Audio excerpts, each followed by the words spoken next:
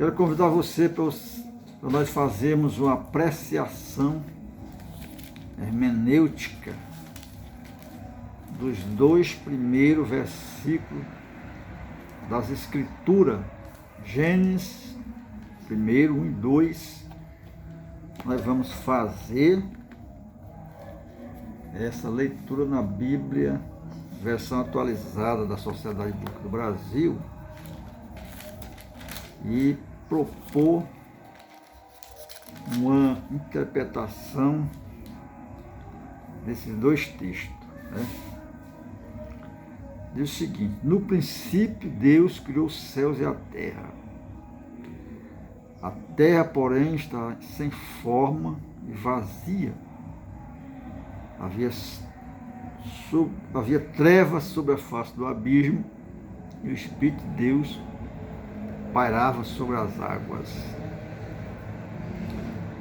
Então, Agostinho foi um dos principais teólogos cristãos da patrística. Agostinho viveu entre o século IV e V. E ele é um teólogo apreciável. E Agostinho propôs que antes da criação o tempo não existia. O tempo apareceu com o advento da criação. Então, baseado na hermenêutica agostiniana, esse versículo seria traduzido assim: Deus criou os céus e a terra. Houve o princípio, porque, segundo Agostinho, Tomás de Aquino, o tempo é aquele que mede os entes, que mensura os seres, o ser criado. Então, antes da criação não tinha o tempo, tinha a eternidade. Aí, quando Deus criou o universo, então o tempo foi criado também. Então, o tempo é a criação de Deus. Essa tese agostiniana, ela é aceita até por ramos da ciência. Então, a tradução aqui do primeiro versículo da Bíblia é o seguinte: Deus criou os céus e a terra. Isso foi o princípio. Com a criação do universo, houve o princípio. Então, essa tradução, essa compreensão, essa interpretação, ela coaduna com a nossa razão, com a razão da realidade, e é plausível, e eu acredito que essa é a realidade mesmo. Agora o segundo versículo: a terra, porém, está sem forma e vazia. A tradução aqui deve ser o seguinte: a terra aqui seria a matéria. A terra, primeiramente, aqui seria a matéria-prima primordial. Então, a matéria primordial prima, estava sem forma. Que a matéria-prima, ela é informe, ela não tem figura, ela não está configurada.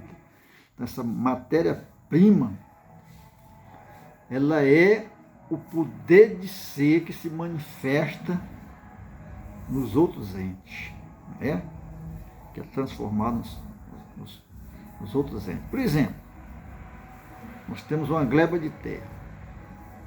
Aí se planta dessa terra, dessa mesma terra, salquiabo, sagoiaba, milho, arroz, e etc, etc, da mesma terra.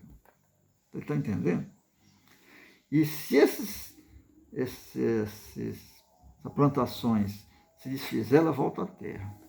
Então, essa terra primordial aqui, essa terra aqui está sem forma, é a matéria-prima, da qual está as sementes de expansão, as razões seminais de Agostinho. Agostinho chamava que Deus tinha colocado na matéria as razões seminais, que é a potência das vinham ser as outras coisas, etc. E o Espírito de Deus estava sobre o abismo das águas primordiais. O Espírito de Deus estava sobre o abismo das águas primordiais, da matéria-prima, informe, trazendo vida, existência. Então a criação não é mito, como diz a teologia liberal, a filosofia. A criação é real. Ela também não é parte da essência de Deus.